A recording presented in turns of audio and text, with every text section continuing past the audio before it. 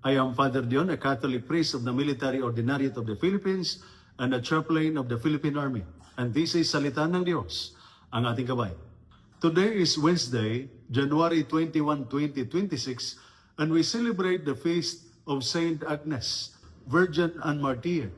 Today's scriptural readings and celebration remind us of a small faith with great courage. Today, we honor Saint Agnes, a very young girl who had no power, no position, no protection, but she had faith. And that faith gave her courage beyond her age. That same courage is what we see in today's scriptural readings. In the first reading, taken from the first book of Samuel, chapter 17, verses 32 to 33, 37 and 40 to 51, David faces Goliath. Everyone sees the problem. David is young, small, and inexperienced. Even King Saul doubts him.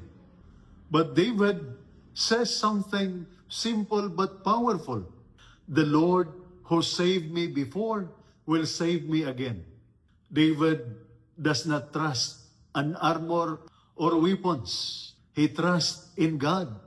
And that trust makes the difference. Many of us feel like David, too weak, too young, too ordinary, not enough. But God does not look for impressive people. God looks for trusting hearts. In the gospel reading taken from the Gospel of Mark, chapter 3, verses 1 to 6, Jesus heals a man with a withered hand on the Sabbath. The religious leaders are watching, not to help, but to accuse. Jesus knows this, yet he still chooses to do good. Jesus shows us moral courage, the courage to choose compassion even when it causes trouble. Doing what is right will not always be praised. Sometimes it will be questioned or opposed. That is exactly what Saint Agnes lived. She could have saved herself by denying her faith, but she chose God. She looked weak, but she was strong. Her strength came from her love for the Lord. Brothers and sisters, not all of us will face martyrdom, but every day we face small choices. Honesty or convenience, kindness or anger, faith or fear. Saint Agnes reminds us, you don't have to be big to be brave.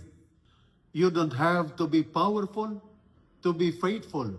You just need a heart that belongs to God. And this is Salita ng Diyos, ang ating gabay. Let us pray. Lord our God, give us the courage to trust you. When we feel small or afraid, help us choose what is right and remain faithful in the little battles of each day. Through Christ our Lord. Amen. And may the Almighty God bless you and your family, the Father, the Son, and the Holy Spirit. Amen.